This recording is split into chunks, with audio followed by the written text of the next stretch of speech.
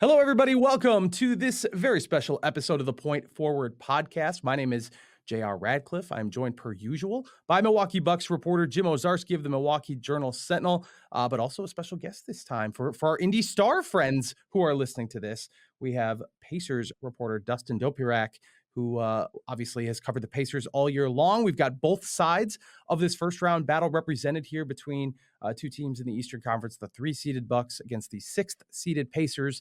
Series gets underway Sunday at Pfizer Forum. That'll be we now know a 6 o'clock Central tip, 7 o'clock Eastern tip here in Milwaukee. And guys, thanks for joining me. I mean, the matchup is intriguing for many reasons. The interpersonal banter that they had during the regular season is probably at the top of mind. It's been a while. It's been since early January where the two teams have seen each other.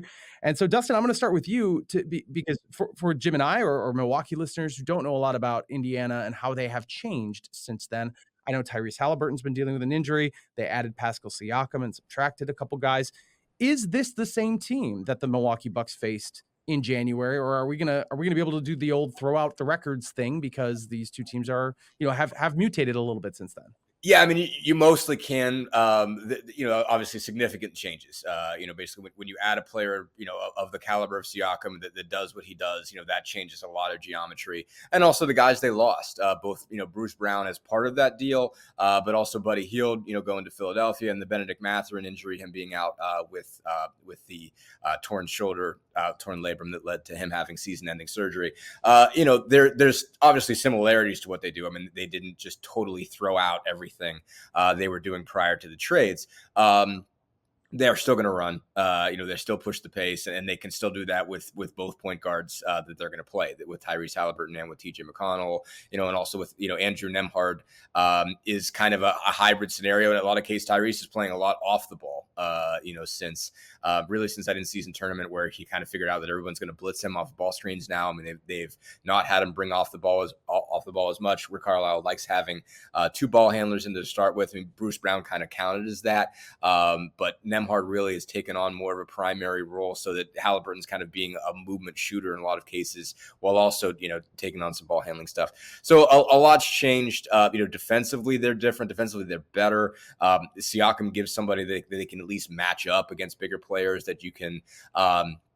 I imagine Aaron Nesmith will probably do still a lot of guarding Pascal Siakam, but maybe less. And Siakam at least has the length to handle some guys. Where Giannis is just towering over Nesmith, and when he was getting one-on-one, it was just crushing him more or less. So they've got a lot more possibilities, a lot more options. They're not as good of an outside shooting team, with Buddy gone, and generally Haliburton had a really bad shooting period. He's kind of come out of that where he's hitting threes again. But they're more really trying to attack you in the paint and just try to outrun you. It's not drastic differences, but the differences are significant enough that it's not going to feel the exact same. So, Jim, you mentioned, we've talked about how Giannis has had pretty much unlimited success against the Pacers this year. And he mentioned the height difference, and the points kind of speak for themselves, but we also don't know how much Giannis is going to play. And this Bucks team hasn't changed much, but they definitely are facing some injury questions. It isn't just Giannis. Damian Lillard now has missed practice, and it's unclear how healthy he's going to be. I know we don't know their availability, and even if the Bucks did, they probably wouldn't tell us all the details, exactly what they're projecting. But I mean, what are we talking about here? Is Damian Lillard going to be? I imagine he plays. It sounds like he'll play, but is he going to be 50%? I mean, what are you? It's starting to feel like a mash unit for the Milwaukee Bucks. Are they going to make it? Are they going to make it to game 1, to game 2 with any semblance of health whatsoever? The Giannis situation hasn't changed, right? So I think maybe they were hoping for 3 days off between games 1 and 2. That didn't happen. So when they say Giannis up in the air, Lillard was, Doc Rivers said he was surprised. He fully expected Damian Lillard was going to practice the other day, and then they run over and tell him, nope, he's not coming out. He did not practice yesterday as we record this. Doc, in his way, says, well, I expect Damian to practice Friday, but I also expected him to practice Tuesday. So, I do think it's probably trending toward Lillard is going to play. What version of him we see is interesting because, in the season finale against Orlando, he wanted to play in that game. The Bucks tried to win. They tried to get the 2 seed. He made 2 shots, was clearly uncomfortable, admitted he irritated that adductor area, to the point where they needed imaging this week. So, he even said then, like, this is not going to be perfect. So I think it's just, I think he's going to go. But what that looks like is, if it looks like the guy in Orlando, that's tough. If it looks like the guy who played through it with Boston and Orlando the first time, might be okay. Yeah. So, that's not a great. These are 2 of the big 3. This is not a great way to. They backed into the playoffs losing 8 of 11, and now their 2 best players are injured. Not a great start for Milwaukee as they try to advance out of the first round. If we're talking about the season from sort of a vibes perspective, I imagine the Pacers and Bucks are in very different places. Even though the Bucks have won more games and are the higher seed, it was kind of a tense season in Milwaukee. Indiana hasn't been to the playoffs now, is back to the playoffs for the first time in 4 years, Dustin. And I know they haven't won a first-round playoff series in quite some time, almost 20 years, I think. So Not 20, no, it hasn't been that long. It hasn't been that long. Okay, so maybe 10. It was probably they made the finals against those Miami LeBron teams. I don't think in that Oladipo stretch they won any. I think they took the best they did was they took LeBron's Cleveland team to 7 games and made that a real series. But I do imagine there's an energy around the team. They've flipped it a little bit. Haliburton, who of course is a Wisconsin native, so we know a little bit about him. What, just in general, what has the season been? What do these playoffs mean to Pacers Nation, Pacers fans? And then in addition to that, I want to hear a little bit about the controversy with the Bucks and kind of what the Pacers' perspective on that is, and how Pacers fans are sort of interpreting this particular matchup. Yeah, I'll start. Just in terms of overall what it means. Obviously, the Pacers have an interesting place in the market to start with. I think obviously, Indiana is obsessed with basketball. Everybody knows that, but it tends to be more obsessed with college and high school basketball, and the Pacers tend to, they grab center stage if they go to the playoffs. If they go the whole year without mattering, people are going to be way more focused on whichever college program, they're more aligned to. Whether that's Indiana or Purdue or Butler or somebody else, or if you have a particularly good high school team that you're interested in. But obviously there is, a loyal fan base within that. It's just been a while. You got to go back to 2019 since they've had a home playoff game because, the last time they were in it was the COVID bubble. So people kind of got to be reminded of what it's like, what it can be like. Indy can really rock when they get into the playoffs and they go someplace. So I think there's a lot of hunger for that generally. You add on, the Caitlin Clark situation kind of adds a little bit of momentum to it as people are sort of talking about what's going on at Gainbridge. But I think, it was just big that they had to make the step. It was big that they had to get back into postseason and just have a team again that's starting to look towards that. And they've got, the fan base has complaints about this team and reason for it because, the Pacers should be in better position than they are. They lost some games they had no business losing. It was obviously a weird year in the sense that they beat everybody good and they found a way to lose to everybody at the bottom of the standings except for Detroit. They beat everybody. They only swept 2 teams, but they beat everybody in the Eastern Conference. It was odd. It's just like you beat Boston, you beat Milwaukee 4 out of 5. You take 2, a couple from Cleveland, you beat Philadelphia 2 out of 3. You go beat Oklahoma City, and then you lose to Brooklyn, or Toronto or somebody like that. And that's kind of what their season's been like. But it is an exciting brand of basketball that I think is, bringing a lot of people in. And it's a group that had to figure out, okay, how do you take this ability to run and score and all these fun things and, play defense enough to win, do the small things well enough to win. And they at least got to a place where they could do that. They're not a great defensive team, but you saw progress in the sense of them, knowing how to get better at smaller things, the boring things like that, I guess. And also figure out, how to win the games that they had to win. Getting Toronto down the stretch, getting Atlanta on Sunday when they had to, getting Miami in a game that was really a turning point to keep them out of the play-in game. A lot of maturity happened, I think, with this group this season. You still wouldn't call it mature because it hasn't been in this playoff situation.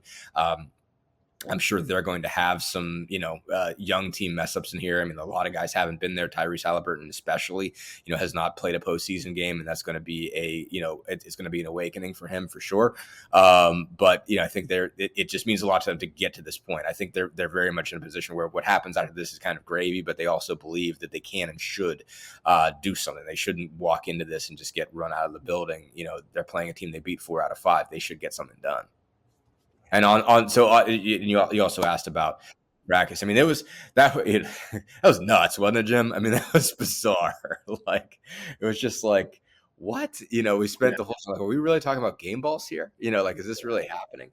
I think, I mean, their perspective was obviously just like, what are we talking about? Like, why is this an issue? And Tyrese, there were definitely some people I didn't get a chance to break it down with from their angle. But I remember talking to Tyrese, because Tyrese was the guy who got called out. And I think that was, in a way, that was sort of a Giannis saying, like, you're in the club now, like, you're in the superstar club. And we talk, like, this is the level of where this discussion has to happen. And I'm a bigger superstar than you. And that means you go get my basketball. It's sort of like, it's like Tyrese is like a pledge to, the superstar fraternity of the NBA. And okay, you're in it now, so like nobody else is. So we talk. I don't talk to anybody else, but that means I'm the bigger superstar than you, and you better be the guy that goes in there and tells everybody that I need my basketball. Like, you've got to take care of Giannis here. But like I remember Ty talking about it. It was just like, I don't know why he thought I knew anything, or like why I was supposed to do anything about this. And it was obviously bizarre. I mean, it seems like at least Ty and Giannis must have, to some degree, buried the hatchet, because I mean, they were on like kind of live mics or whatever at All Stars, and it seemed like they were getting along pretty good. And Giannis was telling them, "I'll be your Obi Toppin," which I thought was kind of cool. So I mean, they must have gotten past it, but I imagine there's still something there of like, you guys tried to push us around, and we're not going to let that happen, sort of thing. So I imagine there's something in there. I mean, they haven't addressed it at this point, to say like this is something we're still thinking about, but I imagine it's in the back of their mind, because it was just weird. Jim, we've talked about it on the Point Forward podcast before, but for our Indy Star listeners, you've done some additional reporting on like the aftermath of that whole thing, and how it wasn't just about the game ball. So shed some light on that, and how you think, because we heard Malik Beasley talk about it even at this last media availability, like the kind of some fighting words. I don't know how you interpreted that. So give me a sense of how you think the Bucks view the Pacers in this matchup. Look, I mean, I think there's mutual respect, but Malik Beasley, so we'll go from back to front. I mean, the issue, at least in Milwaukee's point of view, was, after the Pacers handed them their lunch throughout the season and at the in-season tournament, Tyrese hitting the Dame time. And if you remember, Damian, after the postgame, said, "Hey, that's cool. Just remember, when this comes back around to you, like, how to act." And the Bucks' point was, when they put it on them at Fiserv Forum, they didn't feel the Pacers knew how to act, and didn't sort of reciprocate the respect of a losing team. And then the ball just sort of became, I guess, a symbol of that. Like, what, y'all just going to walk off the court and not, give us our respect? Like, we showed you, you're going to take this thing. Go. So it was a little, at least on the Bucks' point of view, it was a little bigger than, just a misunderstanding over the ball. And look, I think there's other parts to this. Like, it was, Bruce Brown is gone, but he was in the mix. Isaiah Jackson's still there, and he took an elbow from Bobby, and Bobby didn't feel bad about that. He's like, "Hey, it's a basketball play." And now, as JR said, so Isaiah's there, Aaron Nesmith's there. I think him and Bobby had a little, double tease. And, look, this is a home game without Giannis. So Bobby's going to be a big part of this. Now, he's not going to do anything in a playoff situation to jeopardize his team or himself, but he's going to walk that edge, because if you're going to try to hold home court, Bobby Portis in Fiserv Forum is a different kind of thing. and whatever that means, right? So we'll see, right? And then with Malik Beasley, yeah, he kind of made some waves. I think this was in January after all of this had said, if the Pacers see us, it's not going to be nice for them or something like that. And I'll be honest, I forgot all about this until the Associated Press asked Malik Beasley about it, and he was just like, "Yeah, that's what I said, and I said what I said." So, but I don't know, where that rates with anything. The Bucks are the 3 seed with home court. I guess you're maybe allowed to feel that way. So yeah, I mean, but they were asked. A couple of the guys were asked about sort of the tensions, if you will, and look, when some of the main players are not actually playing, I think there's that might limit some of this stuff, and it is the playoffs. Like at least for the Bucks, the core of this team has been through this before. So like even if Giannis was playing, like I don't like he would have waved this thing off and try to go dunk on people. Jim, I'm going to come back to you again because we've talked about it a lot this year, but the overall arc of the season for the Bucks is unusual. Now the players might be the same from when they matched up earlier in this year, but the coach is not. Doc Rivers has been here since late January, and the team fired Adrian Griffin famously with a 30-13 record. Now that was a much easier part of the schedule than the second half, but most people have latched onto that the team hasn't they've gotten better in some areas, transition defense certainly, which is huge against the Indiana Pacers under Doc Rivers. But the offense has taken a step back, and the defense isn't like tearing it up. They're upper middle of the pack at this point under Doc Rivers. So, going into this matchup, like are they settled? There was some, I would say, just some chaos and confusion that came with a midseason coaching change, and it took them a while to get into the groove. And now with these injuries, I don't know how you can be settled. But do you think they've achieved a place where they're kind of humming on all the cylinders they can be humming on realistically? And what does this do for Doc Rivers going into this playoffs? I mean, is this a complete referendum on Doc Rivers as a playoff coach, as the right decision by the Milwaukee Bucks? I mean, is it that big picture already in this first series with Indiana?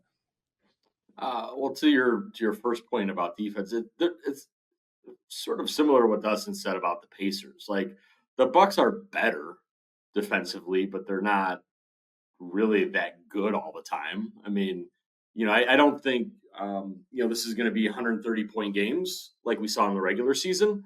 But I don't think we're going to see 90 to 85 either. And the Bucks, whether or not now Giannis is a bigger issue defensively. But the Bucks have at least, like Doc raised the floor. Like one of the reasons Griff was fired was you could look at those 5 Pacers games and the confusion on offense, the lack of discipline on defense, transition, rotations, understanding what to do. Bobby Portis was blitzing back then, but then was just sort of out in no man's land and nothing was happening behind him. All that stuff has been cleaned up. I hesitate to say fixed because one of the reasons they backed into the playoffs with the record was they lost some of that connectivity on the defensive end in some of these games. And now was that because they played the Grizzlies and the Wizards? I don't know, maybe. It's not switch flipping, but it's possible that they just kind of lost some focus there. So they are better defensively. Like I think the Pacers are going to get their buckets. There are going to be long misses that Obi Toppin or Tyrese to Obi. There's a dunk, and we're going to see that. I think what we won't see is just the breakdowns on both sides of the court that we saw through 5 games of the regular season. Now to the broader point of Doc Rivers, I mean, one of like Griff, 4 of his 13 losses were to the Pacers. Like, did he get fired because they lost to the Pacers this much? No. But I think they're a representative of the issues that the Bucks saw that led to this coaching change. And so, look, Doc Rivers was hired to, look, Wes Edens said this week, JR. This will be coming out on jsonline.com, I think, Friday. They didn't think Griff was going to lead them to where they needed to go. So they made the change. So that obviously means they think Doc Rivers is going to lead them to where they want to go. So, look, if Dame and Giannis miss 1 to 4 games, that changes the calculus. But at least for now, like, they think Giannis can come back. I think the goal would be to hold home court and hold serve until the big fella is able to return, and then you see what happens. But yeah, like Doc was hired to do this thing, and they got to do it. And it's his job to figure out how to make that happen. Dustin, Rick Carlisle, similar to Doc Rivers, has a championship on his career resume. Longtime coach. I've got to think that he's prepared for something like this. He's seen this a lot. As far as Indiana being able to still be a team that plays with that level of pace, you would think that certainly favors the younger team, if nothing else. On paper, the Bucks are much older. So, how do you envision that? How do they anticipate? Are they going to be able to continue to do that in a 7-game playoff series setting? Are they going to be able to still run up and down the floor, stay fresh, stay a team that can score a lot, even if that means sacrificing defense? Like how do they approach that? How do they maintain that? Yeah, that's actually what my story is today. I think the bottom line is yes. I mean, like they're going to look to run. I mean, I think it's just a question of, to what degree can Milwaukee take it away? That's I think yet to be seen. There's actually a pretty good quote, and it might add a little bit to this. But Tyrese said, I said Milwaukee's gotten better on transition defense. Do you see that when you watch them on film? He says, well, yeah, I guess that's yet to be seen, right? Like there's transition defense, and then there's transition defense against the Indiana Pacers. So that's Ty, kind of feeling his oats a little bit. And so, I mean, I do think they view it as that, like, this is the weapon we have to use. This is how we've played all year. We've got to play as fast as the elements will allow us to. I mean, I think there's the presumption that they're not going to be able to score 120 every night or 130 in some of these games. I think they had 142 against Milwaukee in the last game, if I'm not mistaken. I think that's the number. I don't think they presume they're not going to be able to pull that off. They view it as like, if we try to run as much as we can, we'll get in the 110s, then we'll take as much advantage as we can. As far as I don't expect like the endurance part of it. They're basically like, we'll run all day. Like, you've got to get back and stop us. Like, it's not a question. We're not going to wear down. Like, TJ McConnell's built to run all week. Like TJ, the game could end and TJ could just keep running, and he doesn't have to breathe, drink water, anything. Like He's like one of those people who runs a 5K and then cools down with another 5K. Extremely annoying people. Yes. Completely unnerving, but that's TJ. Like, I'm working on a TJ piece, and they're just like, he is absurdly, well conditioned that he can do whatever you want. And so Tyrese is going to push. TJ is going to push. I mean, they push off and made baskets. I mean, like, anytime you see somebody make a bucket, they're looking at the ref like, hey, come on. And like they're trying to run off you even if you scored, much less if they get a long rebound or a steal or something like that. So that is going to be their intention, is to push. But again, they presume also on the flip side of that, it's Milwaukee is going to be determined to take that away, and they have to presume they've got to win in the half court. They've got to be able to make things happen in the half court. They can't just, and they don't do this anyway, but they've got to be able to, if it gets forced in a half court scenario, they've got to be able to score that way. They've got to be able to get things done. They've got to get stops in general. They can't go, let Milwaukee score 130. I think they're going to, top that. But they do believe that they can and have to run. Back to you, Dustin, because I again, Tyrese Haliburton, Oshkosh, Wisconsin native, kind of, a cool story. He didn't go to a Wisconsin college. He didn't even win Mr. Basketball in the state, which is a crazy story that I love to tell. I still kind of can't believe how it all played out, but I'm curious just how he is in Indianapolis. He is obviously an ascendant star. He's still pretty young. Is he on billboards in Indianapolis? Like, is he kind of the face of the basketball? You mentioned that the Pacers are big once they get to the playoffs. So has he not achieved that level of stardom, or like what is the relationship between him and the city? It's good. I mean, I'm trying to think of, like, that's a great question. Like, he is on billboards. Like, he's not like, I don't think he's got a mural yet. I mean, I guess like maybe that's something I should say, that like Reggie Miller has a mural, and like I was running around in San Antonio and I saw Victor Wembanyama has a mural that I thought was really cool. I don't think anyone's done a Tyrese mural yet. I think someone's done a Caitlin Clark mural. So we're already, we're getting there fast. He's But now the second biggest pro basketball player in Indianapolis, unfortunately for him. yeah. And so, but I think, no, I mean, like, there's definitely an understanding, especially when people that follow the team closely. I like to go back to the point, like, people do get more obsessed with the college teams. And I do think Halliburton's star goes up and up and up to, when he's in bigger stages. I mean, I think you saw it grow a lot through the in-season tournament and then go in the finals. Then, he was just the centerpiece of All-Star Weekend, and he bought into it. I mean, I think you got to give him a lot of credit because his schedule was nuts. When he was in Indy. But I mean, that's a very rare opportunity, I think, that somebody has to, while they're ascending, while it's your second All-Star game, your first start for, to be in a mid-major market, a medium to small market, in the NBA, and it come to your place and you get to be the guy. And like, he has this just really, just has a really great personality in the sense that, like, he when you're around him, it's like he can fit in with anybody anywhere. And Kevin Pritchard has the president of basketball ops has said this, like, he's as good at anybody there is you can put him in a room with the CEO, or you can put him in a room with the janitor, and he's every bit as comfortable and makes the setting feel the same. And I've absolutely seen that, on so many different levels. Like, I mean, he talks about guys like LeBron, like he's known him for 20 years. And anytime you see him with people that are of elevated positions, it's like he's he was their high school buddy. But, like, he comes in and talks to clubhouse guys, and he wants to know how they feel about the football. Like, I remember, like, the second game of the year, he's in Cleveland, and he's asking, their clubhouse guys what they think about Deshaun Watson and stuff like that. He wants to have a conversation, with those guys about that. And he wants to, jaw back and forth about, NFL games or whatever. Like, he's just that kind of guy. I think you see that come across in all the national podcasts he does. Like, that's his personality. That's who he is all the time. And so that makes him just really marketable, really fit in well in all these settings. He's willing to do all this stuff. And, like, I mean, I would say, like, the city loves him. I mean, I think I think what he likes to do is make sure that he never feels too big.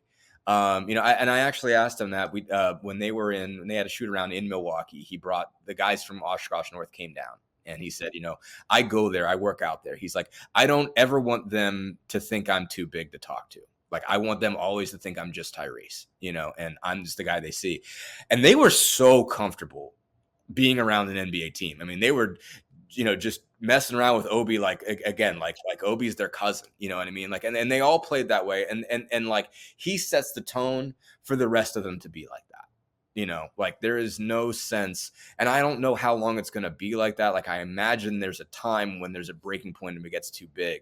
But, like, I mean, he really is just super accessible to the point where during this season when he was struggling, I felt like, man, I got to give him a break. Because we're willing to talk every time. And there was at least one or two who was like, you could tell he just really didn't want to do it. He was cutting me off to be like, I don't know, man. I don't know what's wrong. But it's just like, I was like, okay, like, I am asking too much of this guy as a beat writer. I've got to back off. But, like, he makes himself that accessible. He always shows up for, press everything. But, like, anytime you want to have him out for some kind of public thing, I mean, he shows up for all of it. And again, makes everybody feel like they know him and they're not bigger than him. And, like, he's terrific at that. And if you've ever met his dad, you see where that comes from. Like, John will talk to anybody, like, and so that's just who he is. And he's just natural, normal. And he's going to have, like, I mean, he's the second he leaves the NBA, he's going to be in TNT's studio, or something like that. Like, he's going to immediately switch over to being that type of guy, and he fits it that well. He loves talking about the game that way. Like, you can have a conversation with him about, like, who he thinks is going to win the college, like NCAAs or anything like that. I mean, he's so well versed in everything, but willing to talk about it like you're on his level. And so he is big now. He is going to get bigger, and it's just you kind of hope that it feels as still natural and normal as it does now for as long as he's here. But like, you also kind of, as a beat writer, you get to experience that. You don't want to take that for granted because you're just like, this isn't normal. Like, this isn't usual. I mean, I covered the Steelers for a year, and I know Roethlisberger was in a different plane, and, like, I never felt like I got to know him, where, like, Tyrese, if you're on this beat at all, you feel like you get to know him, and he talks like he knows you. And so, like, it's very, very rare, and it's fun to watch a young player in this position, go through it like that. All right, wrapping this up, or trying to get close to wrapping up, Jim, I want to ask just in general about this series. we kind of talked about a best case, worst case scenario. Obviously winning for either team is the best case scenario, and getting healthy is the best case scenario for the Bucks. But you could see how if they lose, it could impact the offseason. If they lose this series, there could be some pretty dramatic impact for going forward and kind of reevaluating where this team is, since they haven't gotten back even to the Eastern Conference Finals since 2021 when they won the title. And I'd be curious to know what you think, like how this plays out in the best possible way for the Bucks, and what goes wrong to allow the Pacers to win the series, like kind of both sides. What's the ideal path forward, and what's the kind of worst case scenario? Best case scenario is Dame is good enough to start. They hold home court, 2-2. Giannis comes back and puts the cape on and ends the thing. Because I have a lot of respect for the Pacers. They did win 4 games, but they have nothing for him. And if Giannis is healthy, and that's what this would be weeks off to get him healthy. The last time we saw Giannis Antetokounmpo healthy in a playoff series was 2022 against Boston, which was the greatest individual performance I'd ever seen. I mean, over 300 points, 100 rebounds, 50 assists. Like, it was like, and those Celtics went to the finals. Like, the pace, like, it's a wrap. If he's healthy, and there's 1 or 2 games for the Bucks to win. That's the best case scenario. Worst case scenario is the Pacers do what they did during the season. They come into Fiserv Forum. They have no fear. They don't worry about it. They run the Bucks out of the gym. They steal 1 or 2 games, flip home court. And yeah, to Dustin's point, like, I've been in Gamebridge just for regular games that the Pacers were winning. And it's some artificial noise, but it's also loud. Like, the people there love their basketball. And then you've got the snowball effect. Maybe they bring Caitlin out for halftime or pregame or something to get everybody, whipped up a little more. And, that's worst case is, okay, then the rope totally slips and they're down, 3-1, 3-0. And that's just too much, even for Superman to come save the Bucks. And then, after that, you lose in the first round 2 straight years as a higher seed. It'd be fair for ownership to wonder what they've spent hundreds of millions of dollars on the last 3 years. 8 playoff wins, 9 playoff wins in 3 years for $300 million or whatever. Like, that creates a lot of questions. And, I think all of that then becomes fodder and things to think about, and so I think all of that would be on the table if you're Bucks ownership, to wonder just what is it, just as simple as, well, 2 best players were hurt, let's run it back. I don't think Jimmy Haslam and Wes Edens operate that way. I think we've seen that. So, we'll that's the worst case scenario for the Bucks. So, I think game one in particular, very important for the Bucks to hold home court and win the game, and definitely extend the series as much as they can to see if their best player can come back. Dustin, I have a similar question for you, but also baked in is the curiosity of if it's a competitive 7-game series, is that going to be good enough for Indiana fans, or do they expect that the bare minimum they're going to win this first series or go deeper? Like, I guess I don't really know what sort of the target is that they would be really hoping to hit before it becomes, the difference between a disappointing showing and right. A successful one. I think, I would say, first off, organizationally, making it was the point. Making it was the point, getting these guys in there, getting the experience, and then being able to kind of like, do the experiment of what does this team need to win a playoff series? What does it not have? Like, it just basically say, like, what are the weaknesses? Just sort of like put them out there to get holes poked in them to find out who they can be and what the next step has to be from a personnel standpoint, whatnot. I think it was just getting to the best of 7 series was the point for the organization. And I think at the end of the day, like, however it plays out, they might be, annoyed or mad or about specific things, but like, give them a week and they'll be like, hey, end of the day, this was all right. Like considering where they were in a couple of years, I mean, from a roster overhaul, there are still some people that think that they should continue to be terrible, that they should have tried to, tank harder last year to try to get, Wembanyama or something like that. And it was just like, man, like Detroit did that, and how's that working?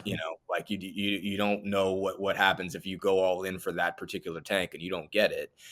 Like would you be happier if you had, would you be that much happier if you had Oscar Thompson rather than Jarris Walker? Do you think that would have made a difference? And it's just like they had to start winning. They had to learn what it was like. And last year they made some strides with that, and this year they did.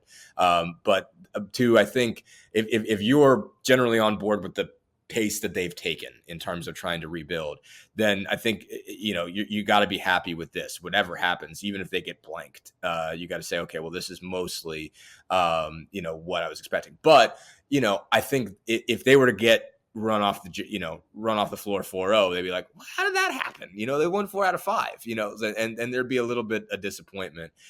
So I think just what will make them feel just satisfied is like you showed up, you made noise, you made it a series, like that's something. But there will be a tinge of disappointment if they don't win the series, because I think they look at it as this is doable. This is conceivable. When you've won 4 out of 5 in the regular season, you could definitely say like you can do it. It's not impossible. And so I like that does change the calculus a little bit. But I think any sort of sober, rational minded Pacers fan that's thinking about where they were 2 years ago is going to have to say, hey, man, you get from there to in the playoffs, like that's the steps you wanted to take. Like you have hit where you were supposed to hit. And if you get to this, you like make it a competitive series, like at this stage, that's what I could ask for. I want more after that. But, like take this, turn it into something more, but I think they hit their baseline goal was managed this year. And so whatever happens after this is gravy. Am I so bold as to ask for a prediction, Jim? Do you want to offer one? Our colleague Lori Nickel will not do it. I tried. I really tried. It's so tough because it's injuries. Yeah. I mean, like if Giannis doesn't play at all, I mean, it's probably a coin flip. I mean, he's the best player in the series and, top 3 in the world. Yeah, I really have a hard time. It really depends on that. Like, I think, I think to Dustin's point, the Pacers have that hope. The Bucks have that hope. I think this is going to go 6 games. How about I say that? It'll go 6 games and we'll just see who's actually playing at this point. Because if Dame is hampered to the point that we saw him in Orlando, like it might only go 5. If Giannis plays after game 3, you know what I mean? Like it's such it's really hard to hedge on that. So I'll just say it'll be a good series, which would be 6 games. All right, Dustin, what about you? Are you a predictions guy? I'm not, and I'm also, well, I'm going to make one because heck with it. Why not? It's a podcast. I don't bet any money on anything, so I can't lose. I think, I'll tell Pacers fans with this that like generally you're in good shape if you bet against me. Like if whatever I say, like if you bet against my prediction, you're probably going to be in good shape. So I guess what to Jim's point, I think I'll just say if Giannis is back by game 4, the Bucks win.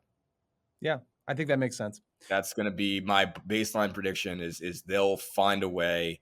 If Giannis, is in there enough games to win the series, then they'll win the series because I think Giannis is going to be determined. I mean, I do think there is a they beat him when he scored 54. I will point that out. For like sure. There definitely is a. This would be more of a Giannis effect than it is even this, but like obviously UConn, looked at Edey and said, well, you can score as many points as you want. We don't trust that anybody else is going to beat us. And so I do think that like the Pacers might have some level, that's kind of what they did, to some extent. It was like, just get in his way a little bit, make it a little bit hard for him. But if he gets 55, he gets 55. And so there might be some of that. But they did run like 3 guys on the free throw line in the 5th game of this series. So I don't know if they're going to, dedicate that much. So I don't know which direction they're going to go. But I guess just to say a baseline is if Giannis plays 4 games, then Milwaukee will find a way to pull it out. If he doesn't, if it's, 3 or fewer, then I think the Pacers pull it out. For the sake of variety, but also because I think it's kind of true. I'm picking the Pacers. I'll say 6, 7 games. Certainly nothing's sooner than that. But even if Giannis plays, I don't know if I believe he's 100%. And I think maybe this is my Wisconsin high school basketball coverage roots talking and favoring Tyrese Haliburton. I'm going to go with the Pacers. On this one. Dustin, JR's a doomer. I am not a doomer. Don't even. This has nothing to do with high school basketball. You and my 2-year-old son and my. No, you're a doomer. They it's all fine. say I'm pessimistic. That's not true, Jim. I'm just looking at the table and seeing what's out, seeing the cards. That's all I'm saying. It's an emotional hedge, Jim, if nothing else, right? He is Jim Owczarski, Bucks beat reporter for the Milwaukee Journal-Sentinel. Our special guest, Dustin Dopirak from the Indianapolis Star. Thank you for joining me, gentlemen. We look forward to doing some stuff after these games. Again, April 21st, that's Sunday, Pfizer Forum, Game 1 of the first-round playoff series between the Bucks and Pacers. Thank you for listening to this episode of the Point Forward Podcast. We will chat again very soon. Bye-bye.